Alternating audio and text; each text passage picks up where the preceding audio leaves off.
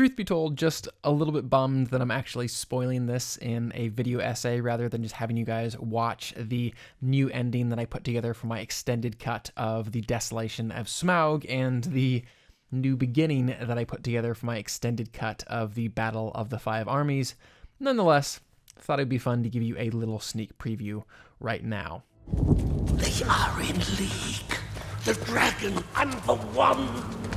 So what I did with the ending of the Desolation of Smaug probably is decently common sense to a lot of you, which is take the beginning of the Battle of Five Armies and actually transplant it to the very end of the second film. So ultimately that film really is about Smaug and the desolation that he did cause and the desolation that he will cause.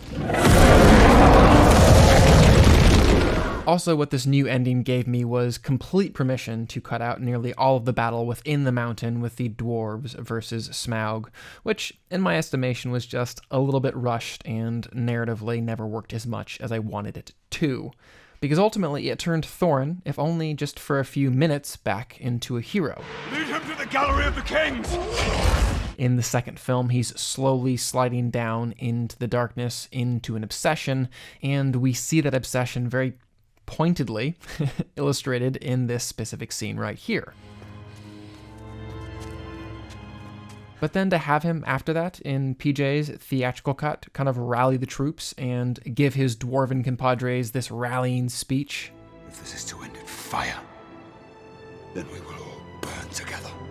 Turns him once again into this hero. I am taking back what you stole. It's very interesting and exciting then to really just go straight from this moment The Arkenstone to this moment for the character of Thorin. Every soul in Middle-earth will know the dragon is dead.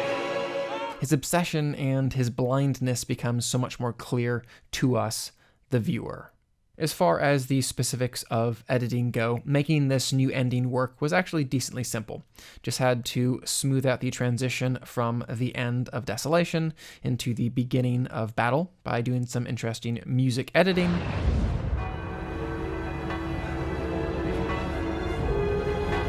What have we done? And then for the final moments here of the film, it was about finding actually a new piece of music that I could actually ramp into to give us this propulsive, conclusive bang.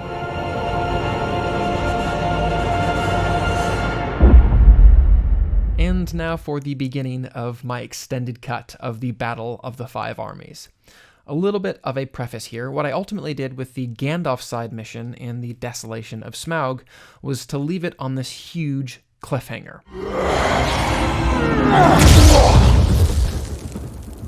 And that's it. That's all that we see of the character in this film. We're left to wonder, what happened to him? Was he able to escape? Was he overwhelmed? What? A question that I then get to answer at the beginning of the next film. So what I did here was really take a page from the opening of The Two Towers, repurposing some quote-unquote B-roll shots of Dol Guldur from later in the film and placing over them audio clips from the previous film.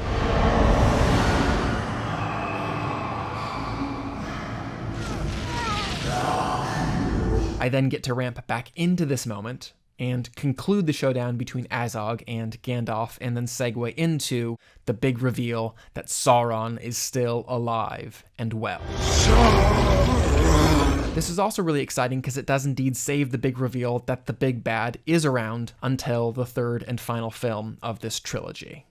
These changes also meant that I needed to find a new home for the Battle of the Five Armies title, which I ultimately decided to place here over this shot.